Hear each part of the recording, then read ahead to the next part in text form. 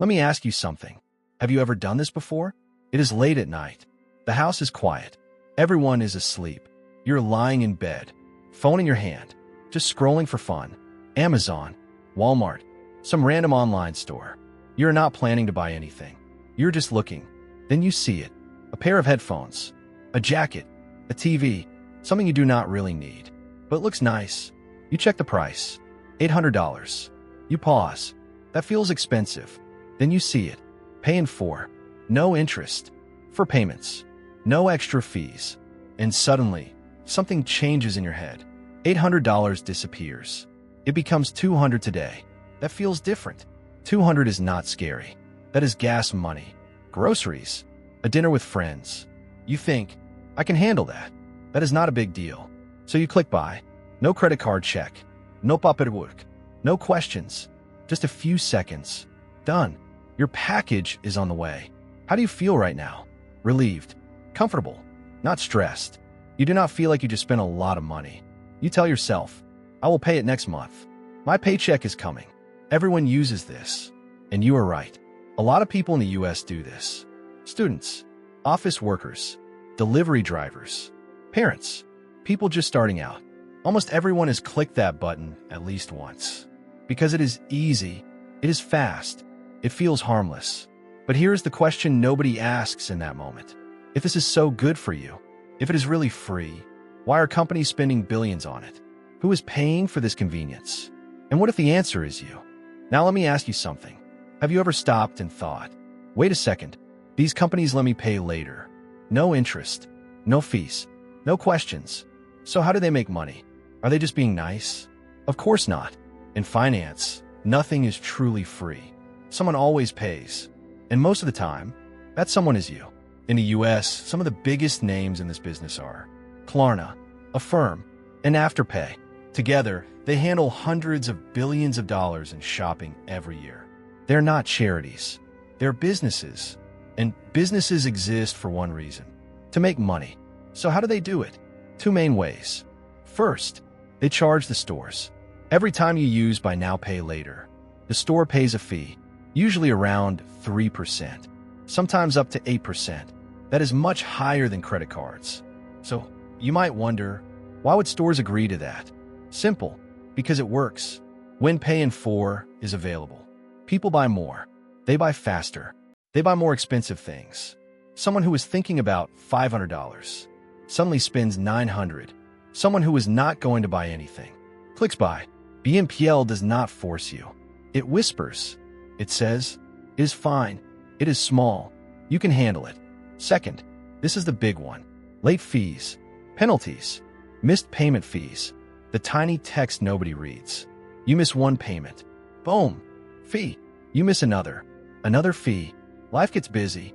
Your paycheck is late. You forget. And suddenly, you're paying more than the original price.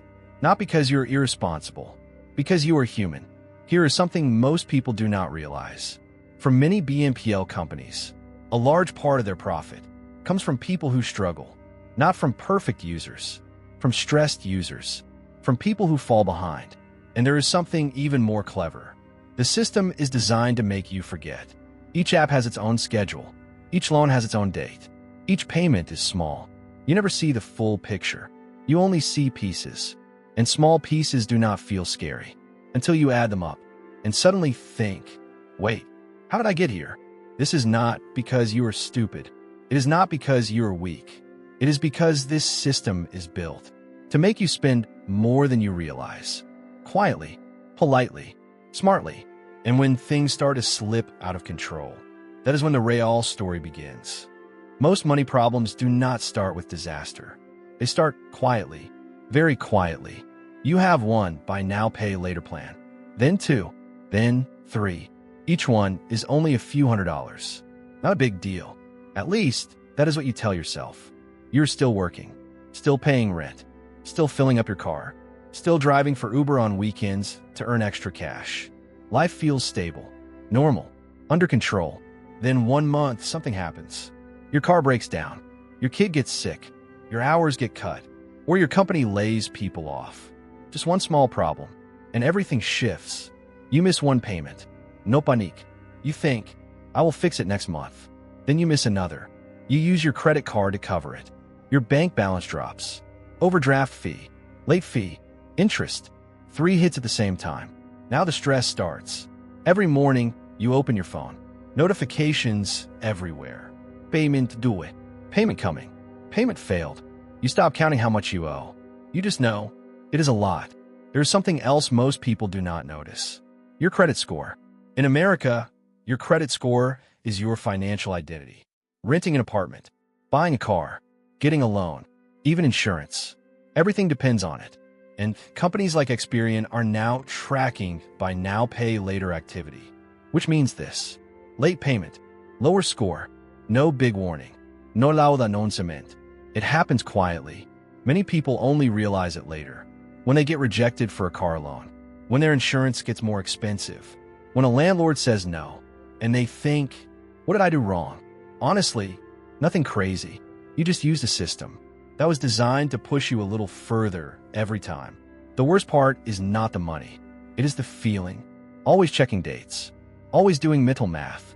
Always scared to open apps. Always behind, even when you look fine on the outside. Millions of Americans live like this. Not broke, not homeless, not bankrupt, but constantly tense. Always catching up, never getting ahead. And here is the most dangerous part. You get used to it. Stress feels normal. Debt feels normal. Worry feels normal. Until one day, you forget. Life is not supposed to feel like this. So now the big question is there a way to use buy now, pay later without falling into this trap? Or is it better to walk away completely? So now we reach the biggest question. Is buy now, pay later bad? Should you avoid it completely? Or can you use it safely? Here is the honest answer. BNPL is not evil, but used the wrong way, it is dangerous. It is like a kitchen knife. In the right hands, it helps you cook. In the wrong hands, it cuts you. First, let us be real for a moment. Companies like Klarna, Affirm, and Afterpay are not charities. They exist to make money, and they make money by helping you spend more. No one forces you, but the system is designed so that you slowly pressure yourself. That is how it works. So if you want to use BNPL without getting trapped, you need 3 rules. Rule number 1, only use it when you already have the money. Yes, that sounds strange, but think about it. If you cannot afford it with cash today, you cannot really afford it with BNPL either. BNPL should help you manage timing, not borrow money. Rule number 2, never open more than 2 plans at the same time. 1 is manageable, 2 is still okay. 3 or more, you start losing track. You forget dates. You forget amounts. That is when problems begin. Rule number 3, always set payment reminders. Never trust your memory. Life is busy. Everyone forgets. Let your phone remind you. Do not let the system quietly pull money without you noticing. Now here is something many Americans do not realize yet. BNPL now affects your credit. Companies like Experian are tracking this activity, which means late payment equals lower score. Lower score equals fewer opportunities. Apartment, car, loans, insurance. Everything becomes harder, all because of few missed payments. Here is a simple test you can use. Before you click buy, ask yourself, if I lose my job next month, can I still pay this? If the answer is maybe, do not buy it. There is another truth nobody likes to say out loud. Rich people rarely use BNPL. Middle-class people use it carefully. Low-income people suffer the most. Not because they are stupid, because they're the most exposed. One mistake hurts them more. BNPL sells you a feeling. I'm doing fine. I can afford this. I'm keeping up. Sometimes, that feeling is fake. Financial intelligence is not about buying more. It is about staying in control. Not buying because of pressure. Not buying because others have it. Not buying because you are afraid to miss out. So here's the real conclusion. BNPL is just a tool. Either you control it, or it controls you. No app protects your future. Only you do. Next time you see that Pay in 4 button glowing on your screen, pause for 3 seconds. Ask yourself one question. Am I buying because I need it, or because I'm being pushed? That answer might decide your financial life for years.